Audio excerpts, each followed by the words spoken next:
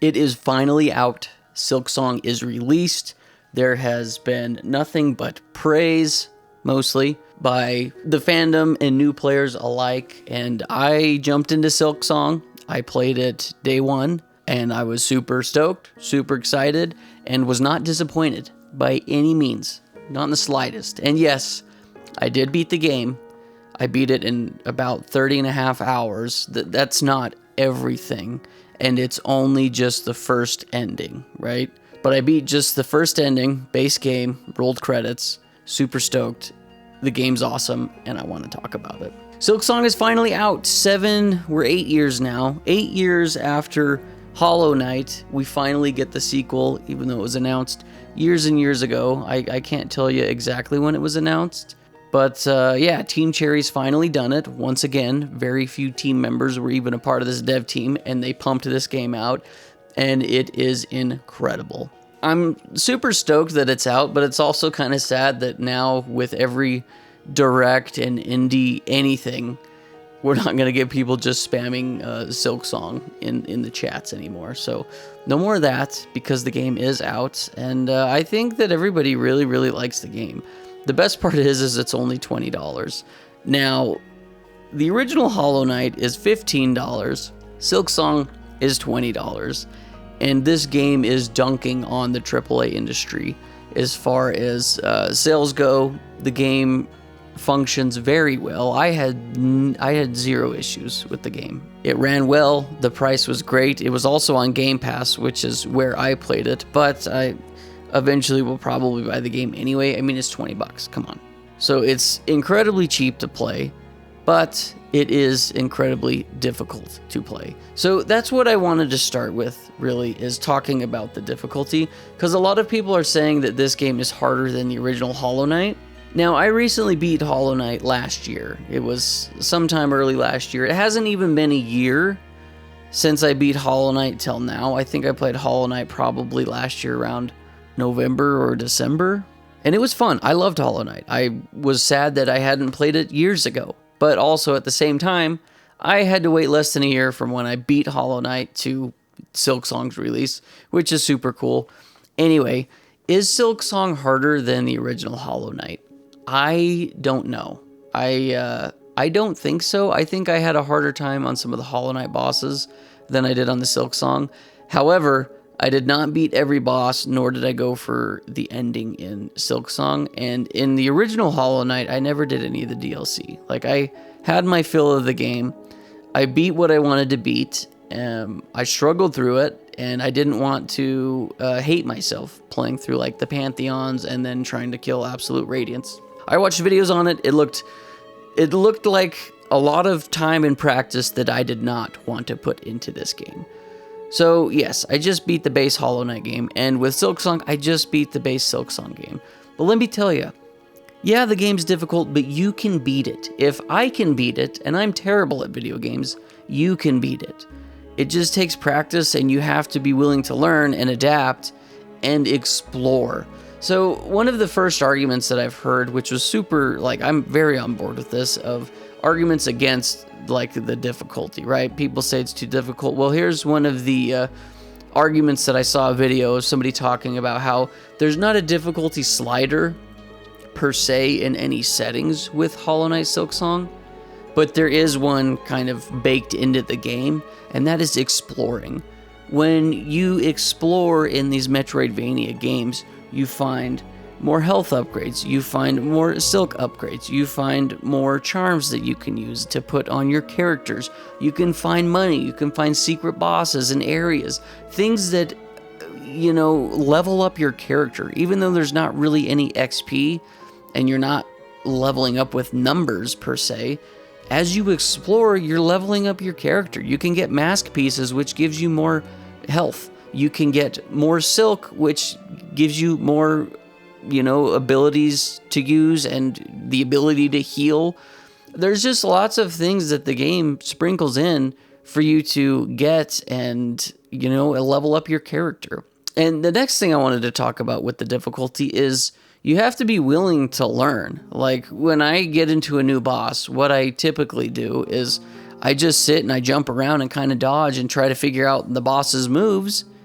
and it may take me a few deaths. And after I die a few times, I kind of get the move sets down, and then I'm able to adapt. I start to learn where my windows are of, okay, this is where I can attack. This is where I can heal. I can get 2 or 3 attacks in here. When the boss does this attack, I probably shouldn't attack because I keep dying. Like, you have to be willing to learn and adapt to what the game is giving you. What I want to do eventually too on the main channel is I'm going to make a video talking about how you can beat hard video games. Like I said, I'm not very good at video games. I'm probably average, but I've been able to beat some difficult video games. I've been able to beat Hollow Knight. I beat Silksong. I beat all 3 Dark Souls games. I've beat Elden Ring. I've beat Bloodborne. I've beat Lies of P. So I've beaten a lot of these, harder Souls-like games, and they're a ton of fun. But it's a lot of putting your freaking head to the grind of going in. You have to explore to level up your character, but also when you get into boss fights, you're going to die a bunch because that's how you learn. You make a mistake, you learn. Something like Celeste. I've also beaten Celeste as well. Not the DLC, because I'm not going to do that. It's, once again, I'm not good enough, and it also looks incredibly, incredibly difficult. And the thing is, with these types of games, Silksong included, the base game content is very doable. Like, the final boss in Silksong is not the hardest boss in the game by any means. A lot of the optional side bosses are harder than the final boss in Silksong, as well as the post-game content is harder than the final boss in Silksong. That kind of stuff, though, is for people that really like the game, that are very skilled, and that want more Hollow Knight. They're willing to put in the time to practice, to go and literally fight these bosses over and over, hours and hours and hours and hours into this game, to learn the boss moves, break it down to a science, and then they're able to just completely dunk on and trash the game. That is what speedrunning is to a T. So it's very doable to do, the game's almost perfect, whereas you can get people that they're doing speedruns of, I beat the game in an hour, or they do a no-hit run or a no-death run of these games, Hollow Knight and Silksong included. I've already been watching speedruns, and it's insane. It blows my mind. But these types of people put in tons and tons of hours into these games, and that's how they're able to literally break them down to an exact science. What I'm arguing here is that you don't have to do that in order to play the games, to adapt, to learn, and to beat them. It's just, do you like these types of games, and are you willing to learn, or are you just going to give up? Whatever you decide to do doesn't bother me, because I played the game, I loved it. I think a lot of people should play this game. I think that they would really like it. But once again, you got to be willing to adapt. You got to read the moves that the boss is giving you. You got to learn timing. There's lots of different things that go into the game. But man, when it clicks, and you feel like such a badass playing this game, playing these types of games, playing the original Hollow Knight, playing Silksong. The game is so well crafted. It's beautiful. I love it. I love every aspect about it, and it's so rewarding. And this is one of my favorite parts about video games, but just these Souls-like games in general, is it's so rewarding when you get into a boss fight that you've been stuck on, 20, 30, 40 minutes. Now you're stuck on it's been an hour that you're fighting and trying to learn and adapt. And then when you finally beat that boss, it feels so good. It feels so good. That is a obstacle that you conquered. And if you are stuck, there's lots of resources at your disposal. Even with Silksong, the game hasn't even been out that long, less than a month. And I was looking up videos on how to beat this certain boss, or tips and tricks, or different areas I should go explore. Like, don't listen to, toxic community members that are like, if you don't beat the game all by yourself with no walkthrough, then you're not a true game. No, I'm not a true gamer then. That's like, I'm not good enough for that kind of stuff. I'll get stuck on a puzzle and I'll throw my head at it for, 20, 30, 40 minutes. If I'm stuck on it for an hour, then I'm just going to go look it up, or I'm going to go somewhere else. And a lot of the time in this game is if you're stuck on a boss, or if you're stuck on a puzzle, or if you see that there's a ledge you cannot get to, it's probably because you should go somewhere else. You probably need to go explore, go to different areas, go progress in different aspects, go get more abilities and more health and more items that you can use to then help you overcome that boss. Or you got an ability that'll allow you to get to that ledge, or you found a key that opens up this door. Like, there's so many different things that you can do if you get stuck. And I mean, the biggest obviously is just go explore. But don't be afraid to look up videos. Don't be afraid to look up walkthroughs or tips and tricks. Like, it's the gatekeepers of video games kind of bother me a lot of the time because they're dicks about how you're allowed to have fun with the game. I wouldn't even listen to them. If you want to take on that challenge, if you're that type of gamer that you don't want to look anything up, by all means, you do you. But don't be ashamed or afraid to look up walkthroughs or if you have questions about things. Because when it comes to video games, like me personally, and I know a lot of people feel this way, is that when more people are playing your game that you like, it's exciting. It's fun to talk about with your friends. It's fun to play the games alongside your friends. It's fun to be a part of the community and to discuss things, to discuss bosses and lore and areas and items and exploration and all of these different things. It's fun to be a part of the communities, and the more open we are to allowing community members, like allowing new people to join the community, the better it is. Like, it's when more people are supporting Team Cherry and the video game, we're gonna get more of the good video games that we like. You know what I mean? Like, if nobody played Silksong because it was too hard or whatever, the gatekeeper, you're not allowed to look it up, blah blah blah. If nobody played Silksong, we wouldn't get more Silksong. If nobody played Hollow Knight, we wouldn't have Silksong. So it's when more people get involved and play, and that's what me personally I want, is things that I like to share with others. I mean, that's why I make YouTube videos, but I like it when communities grow. I like it when we support devs. I like it when, we're welcoming in new members with open arms of teaching them how to play. Because I'm not saying the game isn't hard. It is. Hollow Knight is a difficult game. Silksong is a difficult game. You have to master mechanics, and I'm not saying you have to be perfect, but you have to, get good. I love and hate that, but that's really what it is when someone says get good, I've kind of come around on the term. Usually when people use it, they're being douches, but the nice way of getting good is learn, adapt, when the thing is, and this is going to be one of my big arguments when I eventually make this video of you can beat hard video games, is you're fighting against a computer that is programmed to do specific things. This computer only has this many move sets. It cannot go outside of its program. It is not a person. It's not like you're jumping into a sweaty Apex lobby or Overwatch or League or whatever. You're not fighting against people that are unpredictable. You're fighting against an AI that is very predictable. It can only do certain things. So when you learn the AI and master it, you're going to get better, and eventually you're going to be able to conquer that AI.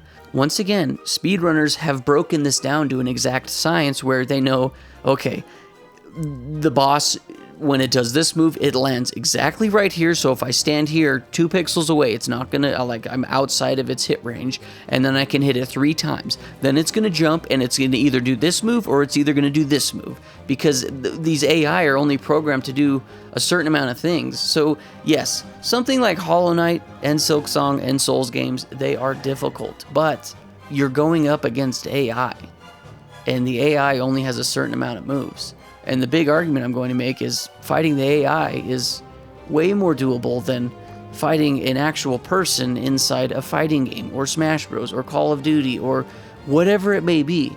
Because people are incredible when it comes to video games. And like I said, can be unpredictable. And you're also fighting against other builds and different things like that. Whereas in Hollow Knight, when you're fighting the final boss only has this many movesets. And all you have to do is learn and adapt, be able to read cues, both visually and audibly, being able to know exactly when to attack, where to move, how to dodge. Like, you know what I mean? There's only a certain amount, there's not really any variables when it comes to the AI. There's no variables. The variable is you, right? But when you're fighting, Elephant Poop 35 on Halo Infinite, there's a lot of variables that go into that. The biggest being the other person you're going up against, right? So going back to fighting CPUs, you are the variable, and you can get better. You can learn, adapt, you can level up your character, and then you can go in and fight, and eventually you're going to you're going to beat the boss. That is what it is. So anyway, that's kind of my rant on the difficulty. Do I think the game's hard? Yeah, but if I can beat it, anybody can, to be honest. So I want to talk about what I like about the game, right? It's a Souls-like, it's a Metroidvania game. It's freaking awesome. Exploring feels so good. I love exploring in video games. So Metroidvanias just tickle me right in the good spots, and I love it. I love finding secrets. I love smacking walls and then they break, and then I go in here and I find a secret item. I love finding the new charms, or finding NPCs, or finding health and silk upgrades, or finding a charm that allows me to, it's a magnet that allows me to suck up the beads. That kind of stuff I freaking love. I love the exploration. The map is so good. I love the connectivity of it. I love finding a new fast travel point from the big bug that you can ride on its back. The exploration in the Metroidvanias, and I've only played a few Metroidvanias. It's not like I've played 30 different Metroidvania games. Confession, I've never played the original Metroid games, and I've never played a Castlevania game, so there you go. But I have played Hollow Knight and Silksong. I've played both Ori games. I've played some Metroidvania games that are super dope. I've played Metroid Prime, the remake, or remaster, whatever it is, on the Switch. So I've played these Metroidvania games, and they're a ton of fun, and they scratch a lot of my itches, exploration being the biggest. There's nothing more rewarding than you see a ledge or a door or something that you can't get in, so you're like, okay, I'm going to leave it, I'll come back. And then you go explore. A few hours later, you found the ability or the key, and then you can come back and you go into this area, and now it's a secret area. It wasn't even required. It's a secret area with a secret boss with lots of different items that you can collect and find. It's just good. I love that kind of crap. And one thing that I did while exploring, and this is something I'm going to be doing more in video games. I've done it more in the past, and I'm going to continue to do it more because it's a lot of fun, and it also helps me out, but I take notes. So when I pull up the map of Silksong, and it's like, okay, in exactly where my character's at right now, I'm in front of a locked door that needs a key that has the word heretic on it. Okay, well, I put a pin there, and then on a notebook that I have, I write in bone marrow, the very bottom pin, it is a key with the heretic lock. So I write it down. Now, I can look at those notes whenever I want. It's like, oh, I found the heretic key. Where was that door at? And I look at my notes. Oh, okay, I see that it was in bone marrow. It's at the bottom. It's the bottom pin. So that to me is a lot of fun. And then I'll also write down, like, when I got to the end of the game, I knew it was the final boss that I was on. I wanted to see what bosses I missed. Obviously it's all the side bosses because I got to the final boss. But I wrote down all the different side content that I can go to. I haven't done it yet, but when I want to jump back into Silksong, I can look at all of my notes that I've taken over my 30-hour journey, and I'll be like, okay, well, I know that I didn't beat this boss or this boss or this boss, and on the map, like, there's other, side bosses where you fight them a second time, like, there's a big bug fly beast, I can't remember what it is, savage beast, I think. One of the most difficult fights in the game, I would say, at least for me. Anyway, it's the second time I'm fighting this thing, and it's over these platforms with lava, and I'm on the struggle bus with it. But that was before I upgraded my nail and went and, leveled up my character. So eventually I'm going to go back and fight it, but I took notes. I put pins on all these different locations of, okay, here's a locked door, or here is a chunk of the floor that is shaking and it looks like it can be broken, but I don't have an item that can break it. Maybe I need a bomb. This area, like before I got the double jump, there was ledges that I couldn't reach. So I had put these pins and these markers letting me know, okay, this area up here in this sand place, whatever, insert name of area of map here, this pin is telling me that I need the double jump. So eventually I went back to that area. I was able to jump up there, and what do you know? It took me to another secret area. So that kind of crap I really like. Another example of me doing this is I printed off the map of A Link to the Past when I was playing through that, and then I was able to mark on the map physically. It's like, okay, I was able to take physical notes of that. Obviously with something like Silksong, I don't want to do that because I want to spoil myself with, secret areas and whatnot, at least from the beginning of the game. Like I said, once I got to the end of the game, I looked up a map of all the different locations that I haven't been to, because I want to go explore them and visit them. There were some puzzles that I could not figure out. Well, it turns out you need specific charms for some puzzles.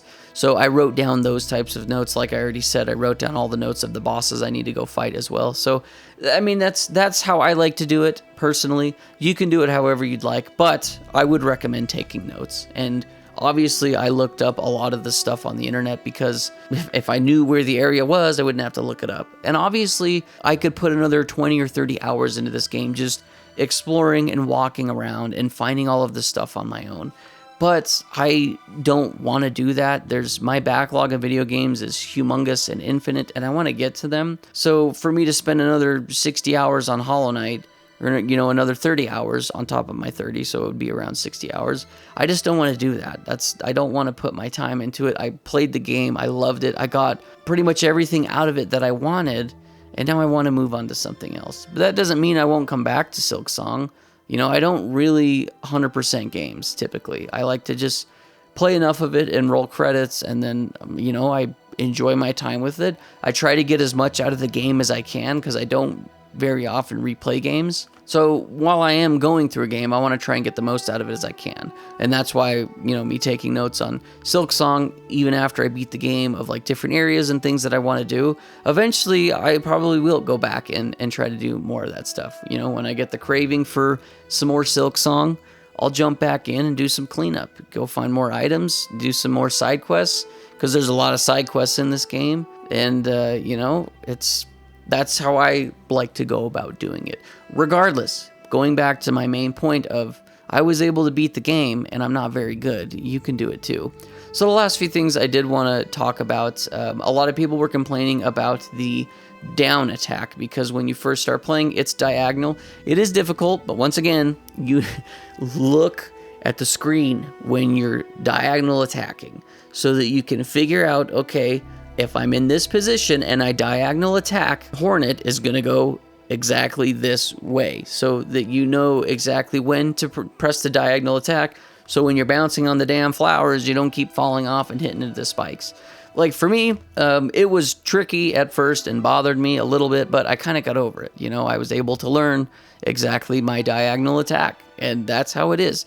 You can eventually get the different builds where you get a straight down attack, which is what I kept equipped the entire time. But the building of the character is really fun. There's tons of charms that you can use to, make your character stronger. You actually have throwables, different traps. You can throw these pins, you can throw little knives, you can throw these traps down that are like a little spike ball that expands out and kill enemies. You can get charms where you take damage, you spawn this little crystal guy that when an enemy touches it, it shoots spikes out and deals damage. So there's lots of different things at your disposal to level up your character, but you just have to go out and explore and find them. And if you want to know exactly where something is, go look it up. It's not that big a deal. It really isn't. I promise. You're going to be okay.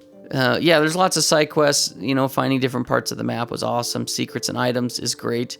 The animations are phenomenal. So freaking smooth. I love watching Hornet jump around. The boss fights were fun. Yes, they were tough. But I am determined to beat the bosses, at least the base game content. Eventually, I'm going to go through and do it. It's going to take me a while, I'm sure, because I'm not very good. But you can beat the game. Just keep leveling up both your character and you as a player. You can do it. The one final thing that I wanted to mention as well is a lot of people were complaining about how some mobs, even trash mobs, can do 2 masks worth of damage. And people were complaining about that. But also, you got to understand that when you heal as Hornet, you're healing 3 masks in one heal. So you get hit once, it does 2 damage. You heal once, you're healing 3 health. So in my head, I'm like, yeah, it makes sense why some enemies do 2 hearts worth of damage.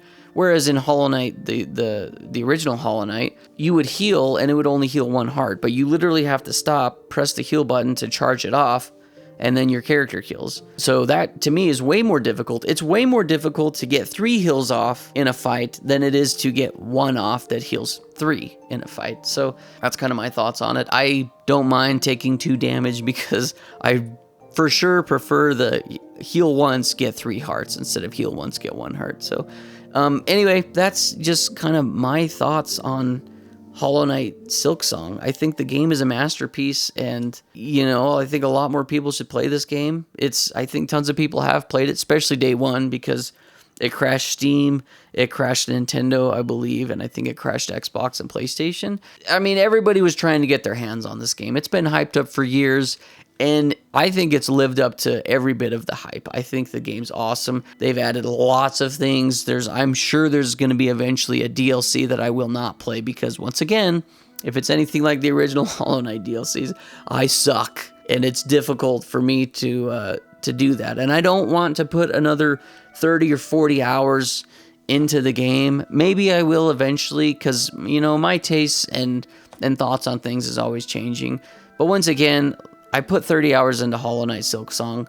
I got every bit that I wanted out of it. I love this game. I think it's awesome. I love Metroidvanias. I love Souls-like. This is both of those put together. It's a beautiful game. The soundtrack is awesome. The NPCs are very enjoyable, very cute. The environments are cool. Everything about this game just slaps. It's a crafted masterpiece made with love for gamers, by gamers. It really does take a dump on the AAA industry. And to freaking rub salt in the wound, it's only $20. The gamers at Team Cherry are like, hey, we like making video games. Here's a freaking banger, a 10 out of 10. We're only going to charge $20. People are wanting to give these guys more money, because AAA games, like, as of right now, like Borderlands recently came out, Borderlands 4, and I think, mind you, a lot of people really like the game.